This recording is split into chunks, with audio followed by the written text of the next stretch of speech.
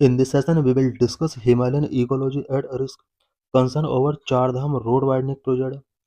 चार धाम प्रोजेक्ट ऋषिकेश को यमुनोत्री, गंगोत्री, केदारनाथ, बद्रीनाथ के साथ कनेक्ट करता है। The Char Dham road widening project has faced significant criticism for its severe environmental impact such as massive deforestation, soil erosion, damage to agricultural land, disruption of a local ecosystem, and increased landslide risk in the fragile Himalayan terrain due to rapid, poorly planned construction and inadequate safeguard. चार Dham road वायनिक project जो कि environmental impact की वजह से criticism face कर रहा है।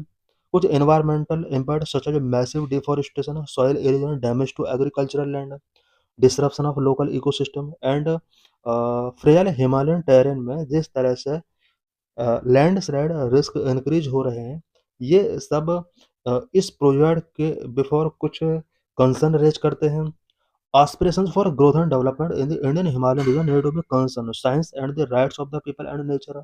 Indian Himalayan region is both India's water tower and also the critical provider of invaluable ecosystems. What is Char Dham Road Widening Project? The Char Dham Road Widening Project is a massive Indian government initiative to build nearly 900 kilometers of all-weather two-lane highways connecting the four major Hindu pilgrimage sites in Uttarakhand: Yamunotri, Gangotri, Kedarnath, and Badrinath. Char Dham road widening project Indian government का एक massive initiative है जो कि उत्तराखंड के four major Hindu pilgrimage site Yamunotri, Gangotri, Kedarnath, Badrinath को all weather two lane highway के साथ connect करता है। स्पेशली ये 900 किलोमीटर का प्रोजेक्ट है। It also stretch for the Kailash Mansarovar Yatra to improve connectivity, tourism and strategic military movement. ये प्रोजेक्ट कैलाश मानसरोवर यात्रा के लिए भी सूटेबल है। Connectivity, tourism and studying military movement के लिए भी ये प्रोजेक्ट सिग्निफिकेंट है। Project goal and scope. Chardham project के क्या क्या गोल्स हैं, क्या इसके स्कोप हैं? All weather connectivity. It will provide hassle free year round access to the shrines, overcoming monsoon and winter disruptions. Tourism boost. It will facilitate religious tourism and boost local economies. Religious tourism को facilitate करेगा, local economies को boost करेगा। Strategic importance to improve access for military movement near the China border. Infrastructure involve widening existing road to a 12-meter formation with and building retaining walls for slow production। की environmental impact। इस project के environmental impact क्या क्या हो सकते हैं? Land degradation, ecological damage, increase landslide risk, water and soil pollution. Land degradation, destruction of fertile farmland for road construction and dumping of debris. Ecological damage, removal of large numbers of trees affecting local biodiversity and habitat. Increased landslide risk, poor slope production and rapid excavation destabilize hillsides, increasing landslide potential a major concern in the Himalayas. Water and soil pollution, muck and construction waste polluting water source and field. Muck and construction waste water sources and field को pollute करता है। Disruption of local life, damage to link road and livelihood, creating disaster like situation for villagers. Context and controversy. Rapid development, the project involve widening existing road but critics argue it lack sufficient environmental planning and safeguard. इस project के अंदर existing road को wide किया जाएगा, but critics ने यहाँ पर argue किया है कि सफिशिएंट एनवायरमेंटल प्लानिंग और सेफ गार्ड यहाँ पर कंसर्न नहीं किए गए हैं। Legal challenges, NGOs like citizens for green Doon petitioned the NGO over alleged violation of environmental norms, leading to the case being referred to a larger bench. Government stance. While the project aims for prosperity and connectivity, experts warn of potential Himalayan disasters, highlight a conflict between development and environmental preservation. About Himalayan region. The Himalayas are the largest and tallest mountain range in the world. Himalayas world का largest and tallest mountain range है। Countries covered, 8 countries: Afghanistan, Pakistan, China, India, Nepal, Bhutan, Bangladesh and Myanmar. ये 8 countries Himalaya को cover करती हैं। Water tower of the earth. Most of northern India's river system originate in the Himalayan region, fed by glacial melt and many springs. North India की ज़्यादातर river Himalayan region से originate होती हैं और glacial melt and many spring river के लिए water provide करते हैं। Himalayan glacier supply water to major rivers supporting nearly 1.5 billion people. Himalayan region के द्वारा जो भी रिवर के लिए वाटर सप्लाई किया जाता है, इस वाटर के थ्रू अबाउट 1.5 बिलियन पीपल को सपोर्ट प्रोवाइड होता है। Therefore it is known as the water tower of the earth. यही वजह है कि this is known as water tower of the earth. Indian state covered, कौन कौन से स्टेट को कवर करता है हिमालय? अबाउट 10 स्टेट को ये कवर करता है। It means 8 countries and 10 Indian state को कवर करता है। जम्मू एंड कश्मीर, उत्तराखंड, हिमाचल प्रदेश, सिक्किम, अरुणाचल प्रदेश, मेघालय, मणिपुर, मिजोरम, नागालैंड, त्रिपुरा, ये 10 स्टेट हैं जो कि इसको कवर करते हैं। Four hill district, Dima Hasao, Karbi Anglong in Assam and Darjeeling Kalimpong in West Bengal. 50% of the world's plant species. Himalayan region harbor over 50% of the world's plant species.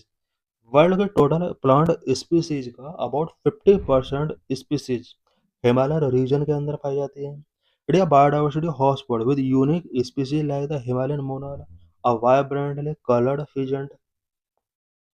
What environmental ecological challenges in Himalayan facing? Himalaya आज कौन कौन सा एनवायरमेंटल इकोलॉजिकल चैलेंजेस फेस कर रहा है? Number, climate change and glacier melting.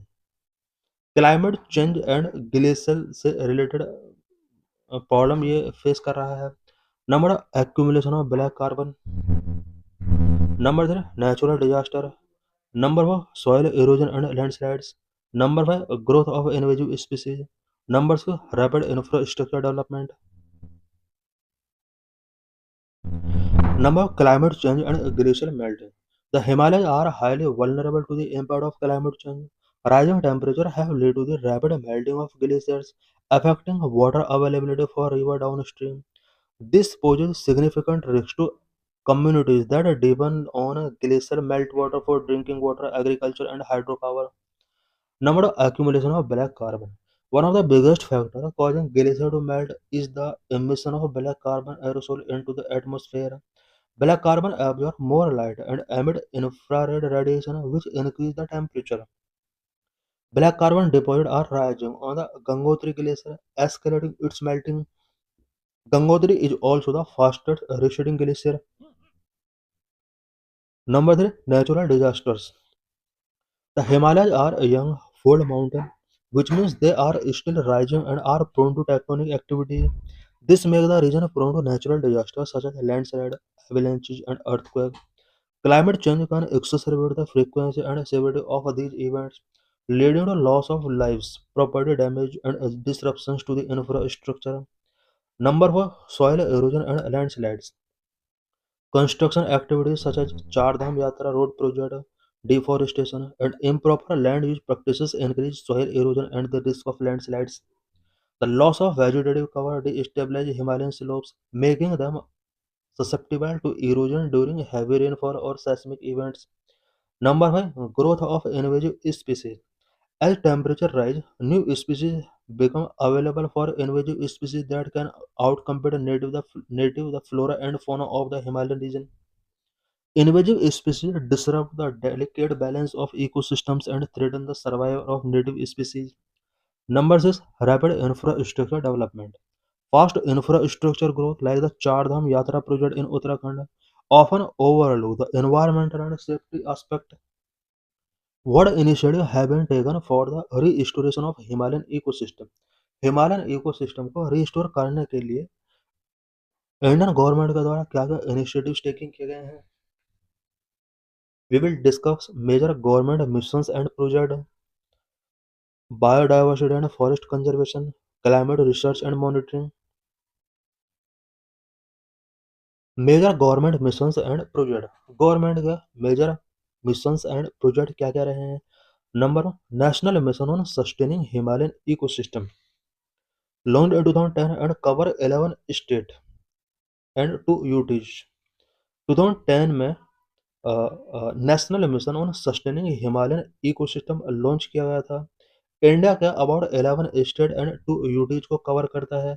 11 state Himachal Pradesh, Uttarakhand, Sikkim और north east state and West Bengal इसके अंदर इंक्लूड किए गए हैं। साथ ही 2 UT Jammu and Kashmir and Ladakh को इंक्लूड किया गया है। It is one of the 8 missions under the national action plan on climate change. National action plan on climate change के अंडर 8 मिशंस फिक्स किए गए। इन 8 मिशन में से national mission on sustaining Himalayan ecosystem भी एक मिशन है। Number 2, secure Himalaya project. It is a part of global partnership on wildlife conservation, crime prevention and sustainable development, global wildlife programme funded by global environment facilitate. It promotes sustainable management of alpine pastures and forest in the high range Himalayan ecosystem. Secure Himalaya high range Himalayan ecosystem के alpine pastures and forest management को promote करता है। Number 3, national mission on Himalayan studies, a central scheme to support innovative studies and action research for the conservation of Himalayan natural resources. Number 4, Indian Himalaya Climate Adaptation Program. Program focus on enhancing the resilience of vulnerable communities and ecosystems through climate change adaptation strategies, biodiversity and forest conservation. Government of India ने biodiversity and forest conservation से related भी कुछ initiatives taking किए हैं, such as number 1, green India mission aims to protect, restore and enhance India जो forest cover है particular in the fragile Himalayan region. Fragile Himalayan region में India के forest cover को प्रोटेक्ट करने के लिए, रिस्टोर करने के लिए, एनहांस करने के लिए ग्रीन इंडिया मिशन लॉन्च किया गया। Number of project snow leopard launched in 2009 to promote an inclusive approach to conserving the snow leopard and its high altitude habitat। India में स्नो लेपर्ड को कंजर्व करने के लिए 2009 में प्रोजेक्ट स्नो लेपर्ड लॉन्च किया गया। Number 3, sacred grove production, recognition and production of traditional sacred groves or landscape which are conserved through cultural belief and community management। Climate research and monitoring से related क्या क्या initiative taking किए गए। Number, establishment of research centres. The department of science and technology had established national centre for Himalayan glaciology at the Wadia institute of Himalayan ecology to monitor glacier recession. Number 2, state climate change cells established in 13 Himalayan state duties to conduct vulnerability and risk assessment। Vulnerability and risk assessment को conduct करने के लिए India के 13 Himalayan state and UTs के अंदर state climate change cells establish किए गए। Number 3, glacier lake outburst flood mapping. The National Disaster Management Authority has introduced regulations to create buffer zone and restrict tourism in GLOF prone areas। Misra Committee Report 1976।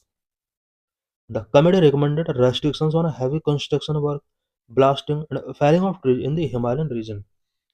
1976 में Mishra committee report ने recommend किया कि Himalayan region में heavy construction work, blasting, felling of trees को restrict करना होगा।